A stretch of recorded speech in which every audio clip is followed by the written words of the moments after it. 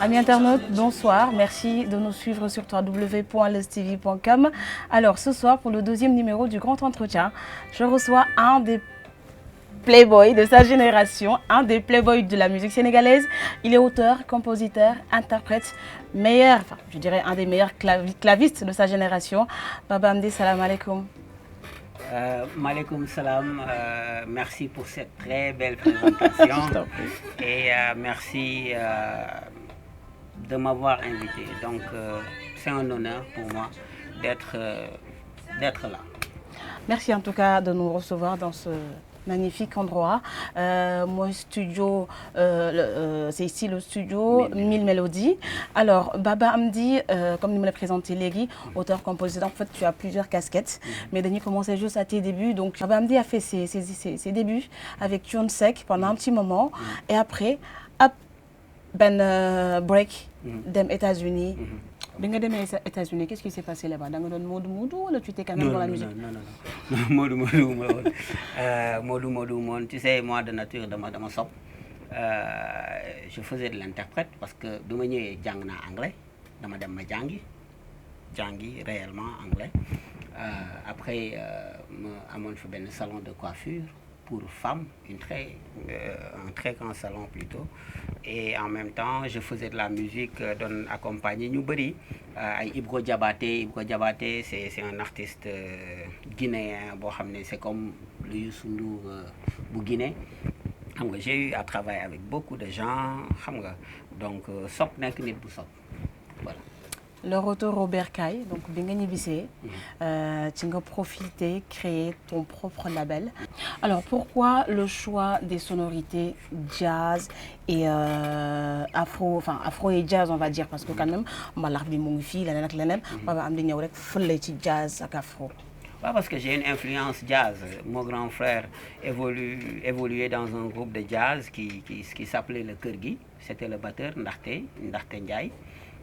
Et puis, c'est pianiste, c'était mon prof de piano. Et jazzman. Et quand tu écoutais cette musique, tu sentir que la recherche c'était approfondi et tout ça. Donc, bon, attends, je suis influencé donc c'est très normal. C'est jazz, mon frère et tout ça. Tu as de musique, quoi, si je te comprends. Oui, dama jàng musique parce que damay jënd ay bouquins damay lire dama mon professeur ben prof piano ak benen prof piano tubaab bu dëkkoon fii Baobab donc j'apprenais parce que je voulais pas nekk ci affaire bi noonu rek te duma comprendre un peu naka lay demee quoi parce que musique à un moment am na loo xam ne mënatoo ko tandus quoi.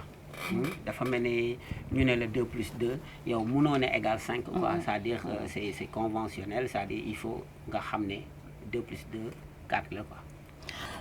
On peut quand même te prêter une casquette de chasseur de talent, parce que Guinée fait quand même pas mal de talent. Je peux citer Moda Rassoul, je peux citer Myrma, je peux citer Adjicha, voilà, donc pas mal. Alif aussi.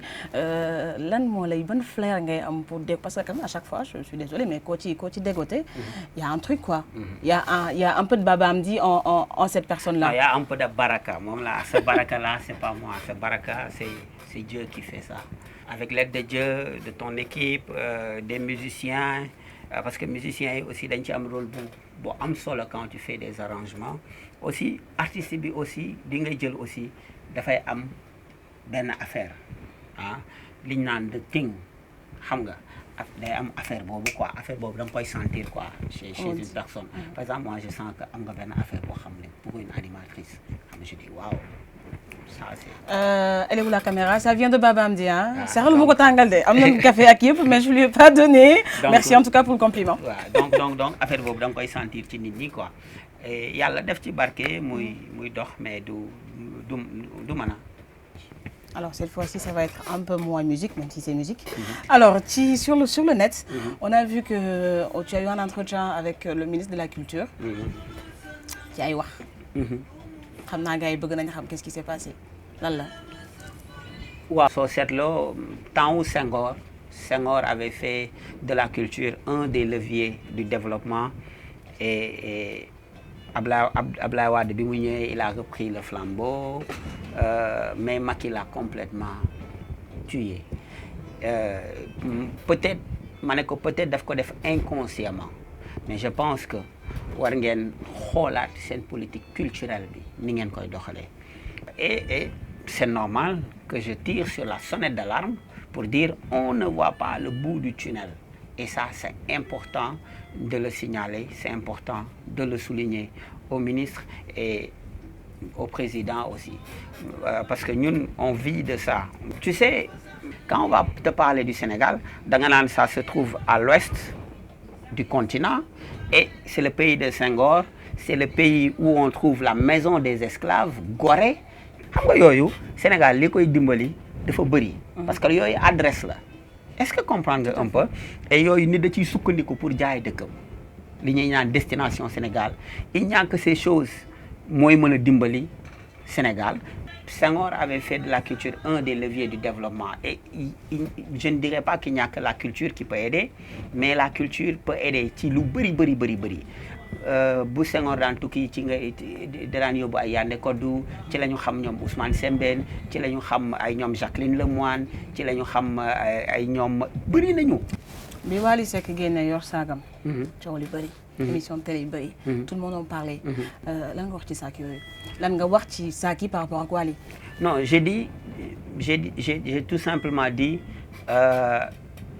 li mu def du yoon mais nañu ko woo wax ak moom waxtaan ak moom loolu mooy yoon mais bu ñu jël xëpp ko peinture moom takkal ko lu bon ce n'est pas bien du ñu avancer ci dara nit bu defee lu dul yoon da nga koy woo wax ak moom mais doo ci dëkk nekk ci di ci wax suba guddi bëccëg amul sens.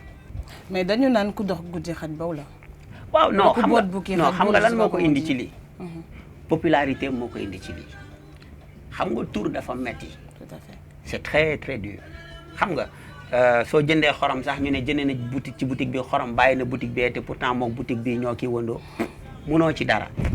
papa moo yoon na ko siw du jàmmi borom. moom xamoon na ci dara mais je pense aussi nekkul ci dëgg mais il faut wax ak moom ci yoon quoi àdduna je pense noonu la quoi. D'accord. Alors, après l'hommage rendu à Youssou Ndour, hommage bien rendu à Youssou Ndour, sous forme plutôt jazzy, nga dikkaat rendre hommage à un très grand monument de la musique sénégalaise koo xamante ni kenn dootul werante lu mu def ci musique muy Omar Pène et tu l'as appelé Pène Mélodie. Donc les 1000 mélodies rendent hommage à Omar Pène et l'appellent Pène Mélodie. Parle-nous un peu de cet opus s'il te plaît. Oui, c'est un album de 7 titres hein, moo nekk nii sous forme d'album. Moi je dis souvent ñi ñu war a rendre hommage ñu ngi fii ci dëkk bi ah et puis man ñi laa fekkee ñi laa xam ah moom tamit ay mélodiem yàgg ma marqué aussi nit ñu bëri il fallait le faire et ma bëgg njëkkante def ko et je l'ai fait. Alors déjà bi dañuy waxati rek ci waane gi. Je dirais même du sax waane c'est plutôt ça sort de l'ordinaire gars yi def. CD bu carré la xaw ma rectangle. sama prof ma dina ma rey. carré ñaari bon bi rectangle mooy ñaari côté yi ñooy ëpp. donc voilà géométrie donc bii nga ñëw fële ci enveloppe. bon parce que dama amoon poste comme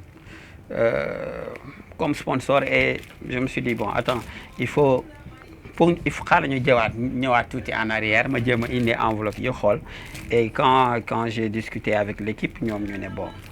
C'est une bonne idée. Xam nga panneau yi dama ci doon bañ a kii di la rappeler moo bés. Non, c'est pas grave. Parce que quand même des panneaux xam nga liggéey lu def toll noonu affiche 12 mètres carrés ñu xotti ko comme ça. C'était pour promouvoir un très très très bon produit. C'était pas évident au moment yooyu, c'est très difficile. Ouais, tu sais, le showbiz est comme ça, hein. C'est tout le temps difficile. Il y a des hauts, il y a des bas. Dañ lay def lii, duñ la def lii, tey day door, suba du door. Tu as beau faire des calculs, def lii, mais parfois tu passes à côté. Da ngay def sa album, nga ne bon, je vais faire autant de titres, France laa koy enregistrer, mixer ko foofu, def lii, def lii, def lii. Après nga génn le truc. Nga foo ci benn affaire tey sa ay pot taxaw ci mbedd bi def nii affaire bi génn def boum. Donc il y a pas de logique vraiment avec le showbiz. Certes que il faut il faut un minimum, mais mu ngi noonu.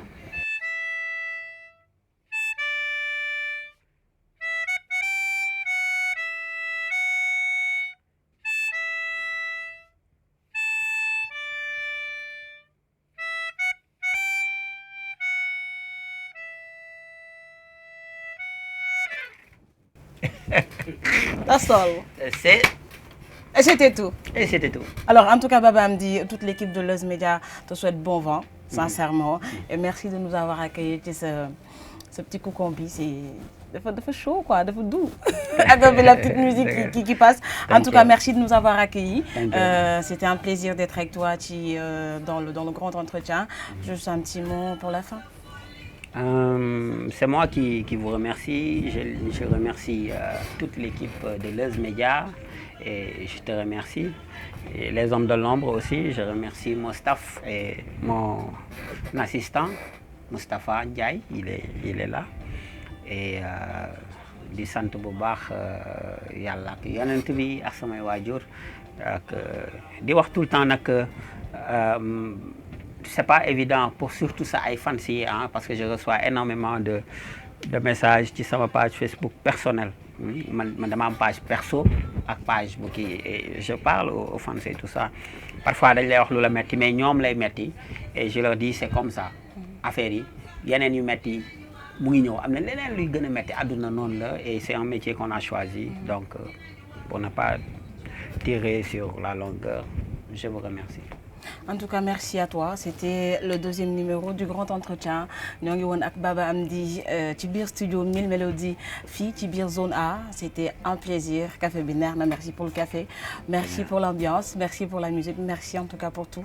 Merci à vous, chers internautes qui nous suivent toujours sur www.lestv.com. Affaire mi ngi nice di gën di nice kon ni ko Baba Hamdy waxee day nice. En tout cas, très bientôt pour un autre numéro du grand rendez-vous. Affaire bi day gën di neex mais day gën di neex. Peace out. À bientôt.